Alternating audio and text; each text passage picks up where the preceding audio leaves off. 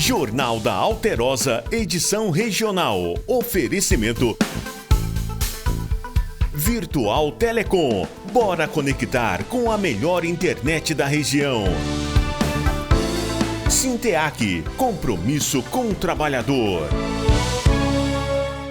Olá, boa noite. Hoje é segunda-feira, dia 19 de maio de 2025. O Jornal da Alterosa, edição regional, está no ar. Um homem de 69 anos morreu após o micro-ônibus em que ele estava cair em uma ribanceira no bairro Niterói, zona sudeste de Juiz de Fora. Outras 7 pessoas ficaram feridas, entre elas 3 crianças. O acidente foi no fim da manhã de hoje. O repórter Elias Arruda acompanhou de perto o trabalho de resgate. Vítimas machucadas e muita gente assustada com o acontecido. O acidente aconteceu nessa rua não pavimentada, no bairro Niterói. Até o momento a gente pode ver que há muitas viaturas do SAMU, Corpo de Bombeiros. Um ônibus, ele desceu por essa ribanceira e só conseguiu parar após capotar. De acordo com as primeiras informações, ao todo 8 pessoas ficaram feridas, sendo 5 adultos e 3 crianças. Aparecemos no local, chegamos aqui e deparamos com esse ônibus que veio a capotar aí nessa pirambeira. E desde então a gente já começou a encontrar as vítimas que estavam perambulando pelo local e aí conduzimos elas até a viatura do SAMU e ao chegarmos no ônibus percebemos aí que ainda haviam 5 vítimas no interior do ônibus, sendo uma criança e 4 adultos. Esses 4 adultos estavam com dificuldade de locomoção, 3 deles ainda estavam retidos ainda dentro do ônibus, na carcaça do ônibus. A gente fez a retirada de todos com segurança e conduzimos aí todas as viaturas do SAMU. O local é de difícil acesso. Durante a ocorrência, uma cobra cascavel entrou no ônibus. Os bombeiros precisaram resgatar o animal para não picar os feridos. No interior do ônibus ainda, um dos nossos militares aí conseguiu ainda conter uma cobra cascavel, a qual veio a adentrar no ônibus após o acidente. Então, a ocorrência foi bem complexa realmente, porém aí conseguimos com êxito, graças a Deus, aí, mobilizar as 4 vítimas e fazer a retirada dela. O marido de Neuza tem 68 anos e estava sendo atendido pelo SAMU ainda no local. Ele não está bem não, olha lá como é que ele está, não está bem não. Ele estava dentro do ônibus? Estava dentro do ônibus, eu não estava não. O pequeno Wendel foi quem pediu ajuda. Emocionado, ele ainda tenta assimilar os últimos acontecimentos. Você estava dentro do ônibus? Tava. E você machucou muito? Só o queixo, só. Alô? O queixo e a cabeça, só. E o que você fez a primeira vez assim que você saiu do ônibus? Já correu para pedir ajuda? Já falei pro pessoal acalmar, que eu vou salvar todo mundo. Aí fui lá na janela e gritei, socorro, socorro. O ônibus tombou, aí foi todo mundo ver aqui morrer. A gente não conseguiu o contato direto com o motorista, né? Ele estava muito nervoso, estava com algumas lesões. A gente não conseguiu saber a dinâmica propriamente dita assim, de como foi a ocorrência. No entanto, a gente fez acionamento do pessoal da perícia, da Polícia Civil, a qual vai comparecer ao local e vai fazer os trabalhos de praxe. Em nota, o consórcio Via JF afirmou que o ônibus fazia a linha 300. E claro que toda essa situação preocupou os moradores. Eles que sempre precisam de pegar um ônibus, passam por essa rua. Flávia, conta pra gente qual foi a sua maior preocupação diante desse acidente. Então, é o 5º acidente já que acontece na estrada. Essa estrada aqui está muito abandonada, tá? Eu já pedi providências várias vezes na prefeitura, inclusive eles passaram a máquina aqui, só que não foi o suficiente. Quando chove é pior ainda. E a gente precisa que eles venham aqui, olha a situação do bairro, o bairro está completamente abandonado, essa estrada está muito perigosa, tá? Hoje tivemos esse acidente aí envolvendo crianças, pessoas idosas, né? Graças a Deus não teve vítima fatal, mas a gente pede providências, tá?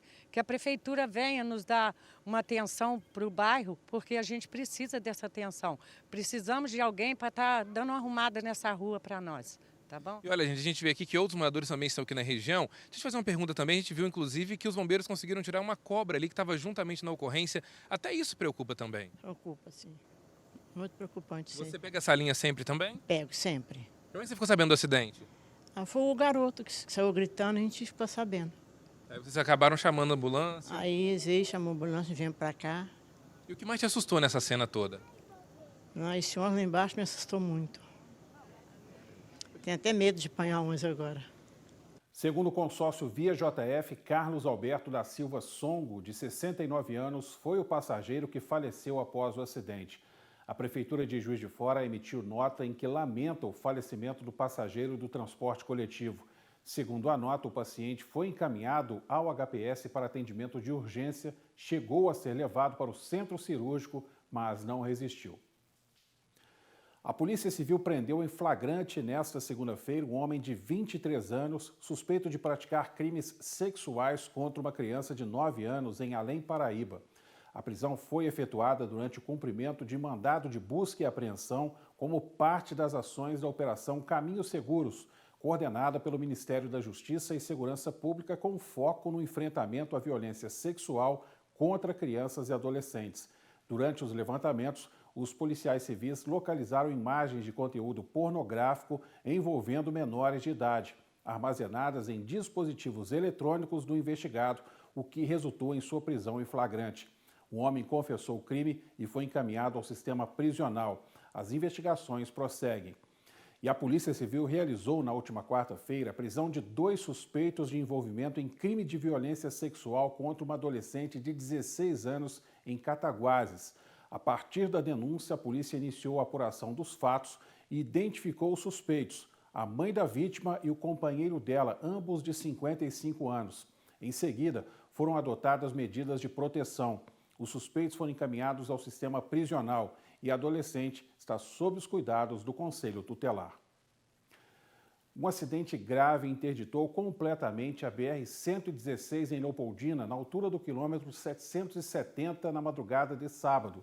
De acordo com a Polícia Militar Rodoviária, uma carreta que seguia para Pernambuco, carregada com materiais como resinas e equipamentos elétricos, teve o compartimento de carga desatrelado. A estrutura tombou, pegou fogo e foi totalmente destruída. Apesar do incêndio de grandes proporções, o motorista de 22 anos saiu ileso. A parte dianteira do veículo, onde estava o condutor, teve o tanque de combustível danificado, provocando vazamento de óleo diesel, mas sem risco de explosão. Equipes da Polícia Rodoviária Federal, Corpo de Bombeiros, Polícia Militar da concessionária Eco Rio Minas atuaram na ocorrência. A pista foi parcialmente liberada no início da manhã com o sistema Pare e Siga. As causas do acidente ainda estão sendo apuradas pela Polícia Rodoviária Federal. E a morte de 2 ciclistas na BR-040 em Juiz de Fora ligou o alerta sobre a segurança desse público nas rodovias da região. Especialistas defendem mudanças urgentes para garantir maior segurança no trânsito. Ricardo é ciclista há 6 anos e sempre trafega pela rodovia, tomando os devidos cuidados. Sempre andar no canto, sem nunca tentar atravessar a rodovia, que é arriscado. Tem que ter esse cuidado, sempre atenção, bastante atenção. Eu comecei até na pandemia, no início da pandemia, e hoje é um relaxamento bom. Traz uma distração boa para o final de semana. Cuidados importantes e necessários. Em menos de uma semana, 2 ciclistas morreram em acidentes com veículos de passeio na BR-040. Entre as vítimas estavam um policial reformado próximo ao Expo Minas e um jovem de 24 anos, que foi atingido nas proximidades do Mirante. Os 2 morreram no local. Em fevereiro, um coronel do Exército de 53 anos também morreu após ser atingido por um caminhão. Ele chegou a ser socorrido com lesões graves, mas não resistiu aos ferimentos. Associações especialistas tentam entender quais são os principais pontos aí de problemas com ciclistas que trafegam pelas rodovias. Uma coisa foi unanimidade entre eles: a falta de sinalização, prudência e mais condições das rodovias estão entre os principais fatores. O principal problema é a alta de velocidade alcançada pelos veículos. A gente percebe também uma imperícia muito grande dos motoristas ao cruzar com ciclistas. Tem que ser resguardado 1,5 metro por lei, resguardado uma distância de 1,5 metro do ciclista. Muitas vezes isso não acontece. Em 2022 a gente solicitou mais placas sinalizando aos motoristas a presença de ciclistas em treinamento na rodovia. Para o especialista em trânsito, andar de bicicleta nas rodovias é um problema, pela situação de muitas estradas e pelo alto fluxo de veículos de grande porte. A gente vê muito ciclista em perito, por exemplo, num acostamento já estreito, a pessoa dando 3 bicicletas uma do lado da outra. Andando na pista, olha a velocidade que as carretas andam aqui, 110 km por hora. Quer dizer, uma distração é fatal. Especialistas sugerem uma série de medidas que contribuam com a sociedade e que possam diminuir a perda de vidas nas estradas que cortam o município. Precisamos criar uma comissão tripartite, governo, sociedade civil, concessionária, por exemplo, né, em melhorar a situação de sinalização desses trechos. Nós poderíamos, por exemplo, né, colocar mais placas de sinalização avisando que esse trecho é um trecho de ciclistas, né? Eu, há 25 anos atrás, eu falei que a 040 seria a Avenida Rio Branco de Fora. Ninguém acreditou em mim. E a tendência é que cada vez mais os bairros, os condomínios, o fluxo aumenta. E aí nós vamos fazer o quê? Vamos ter mais problemas, mais mortes. Então, alguma coisa tem que ser feita, né? Segundo o advogado, a lei prevê que ciclistas e pedestres utilizem o acostamento para se deslocarem, porém com algumas regras. Acontece o seguinte, as rodovias de trânsito rápido, se houver acostamento, é permitido, acostamento ou ciclovias, mesmo que nas urbanas ou nas rurais. Ocorre que muitas dessas estradas, elas são perigosas para os próprios carros, motos, quiçá para os ciclistas. Então eu não vejo com bons olhos que os ciclistas andem em rodovias de trânsito rápido. Acho muito perigoso, muito embora haja aí uma divergência na legislação. Eu entendo que se for rodovias onde trafegam caminhões e ônibus, seja proibido. Motoristas podem responder por diferentes crimes em casos de atropelamento. Nós temos o homicídio culposo no trânsito, cuja pena vai de 2 a 4 anos, podendo ser aumentada de 1/3 até a metade por alguns fatores, tais como embriaguez ao volante, uso de narcóticos, remédios que causam dependência, etc. O grande problema do homicídio no trânsito é você pode transformar esse homicídio aí, culposo num dolo eventual. Então, as pessoas que se arriscam a dirigir embriagadas ou drogadas, elas devem, de fato, se preocupar com essa situação, porque pode ser até oferecida uma denúncia num homicídio por dolo eventual. Quando usando o acostamento, o ideal é que o ciclista utilize da metade da largura do acostamento para fora da faixa de rolagem, ou seja, da metade até a canaleta ou o fim do acostamento, porque isso garante uma distância mínima de um veículo que possa passar em alta velocidade e também evita que ele entre nesse que a gente chama de vácuo, que é um deslocamento de ar que faz o ciclista perder a estabilidade. Voltamos na sequência com mais informações aqui no Jornal da Alterosa. Até já.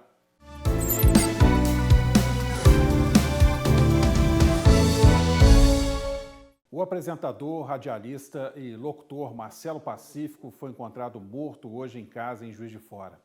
Ele tinha apenas 51 anos. A causa da morte consta como indeterminada na certidão de óbito. Amigos e familiares buscavam por notícias do locutor desde a última sexta-feira. Marcelo foi sua companhia recentemente aqui na tela da TV Alterosa ao cobrir as férias do Luismar Mendes no Alterosa Alerta. Nossa solidariedade aos amigos e familiares. Um homem morreu após sofrer emboscada perto de uma barbearia em Barbacena. Um amigo dele, de 38 anos, foi baleado e atendido no hospital regional. Repare que a dupla está andando normalmente pela rua do bairro Ipanema. 3 suspeitos saem do carro e atiram contra as vítimas. Um homem de 35 anos cai no chão e os criminosos continuam atirando contra ele. A outra vítima consegue fugir. Os bandidos entram no carro e fogem.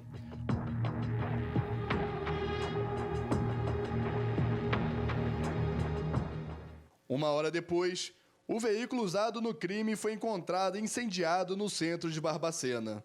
De acordo com a Polícia Militar, outra vítima de 38 anos foi encontrada na barbearia com ferimentos de bala nas costas e também no pescoço. Ele foi transferido ao Hospital Regional de Barbacena. Ainda segundo a Polícia Militar, ele contou que foi cortar cabelo quando foi surpreendido pelo ataque dos bandidos.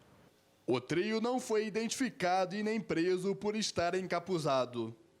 A motivação é desconhecida. Um homem foi flagrado tentando furtar um comerciante no centro de Astolfo Dutra.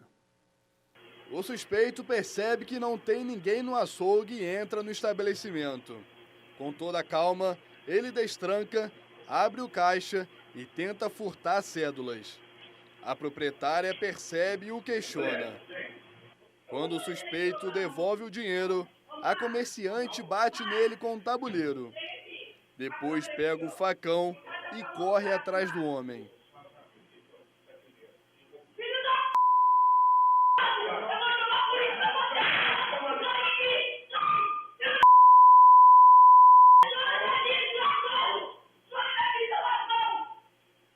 De acordo com a Polícia Militar, o proprietário do açougue diz que é o 8º furto cometido pelo suspeito só no estabelecimento.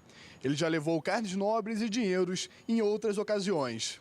Ele fugiu e ainda não foi encontrado pela Polícia Militar. Os divórcios dispararam em Juiz de Fora desde a pandemia em 2020, totalizando 1.328 em 2023, conforme o levantamento estatístico do Registro Civil. O número é o maior dos últimos 20 anos e 14% superior ao total de 2022. Os casamentos caíram na cidade entre 2022 e 2023. Os dados seguem uma tendência nacional. É uma mudança nas relações familiares. Nos cartórios de todo o país, divórcios são oficializados sem qualquer agendamento. Basta que seja algo consensual e que o casal não tenha filhos menores ou incapazes. Um processo que começou a ser simplificado há quase 50 anos. Para casar, a gente precisa de 2 sims. As 2 pessoas precisam concordar e aceitar em estarem juntas dividindo a vida e seus projetos. Mas para se separar, basta um não. O sim ainda é comum no Brasil, porém o não dá mais tem crescido. Segundo o IBGE, 440 mil divórcios e 940 mil casamentos foram registrados em 2023. O que significa que, em média, a cada 2 casais, um se separou. A pesquisa também revela outra descoberta sobre os relacionamentos. Enquanto em 2010 os casamentos duravam cerca de 15 anos, agora a média caiu para 13 anos. E quase metade das uniões termina antes de completar uma década. Mas por que os relacionamentos têm durado menos? Questões financeiras, dificuldade de comunicação, de diálogo, infidelidade. A mulher hoje se coloca de uma forma muito mais autônoma, muito mais independente. Atualmente são as mulheres que mais pedem o divórcio. Elas se separam em média aos 40 anos, enquanto os homens aos 44. E esses números podem ser maiores. É que a pesquisa do IBGE não levou em conta uniões estáveis, como a que a Thaís manteve por 1 ano. Mãe de uma menina de 7, ela não se arrepende da separação. Trabalhar até tarde, tendo criança em casa. Acho que essa rotina cansativa, exaustiva, ela é muito penosa para a mulher, que acaba ficando sobrecarregada em vários momentos. E acho que nem sempre existe uma parceria, uma compreensão. E assim encerramos o primeiro Jornal da Alterosa, edição regional desta semana. Amanhã a gente tem um novo encontro às 10:07. Eu espero você. Boa semana e até lá.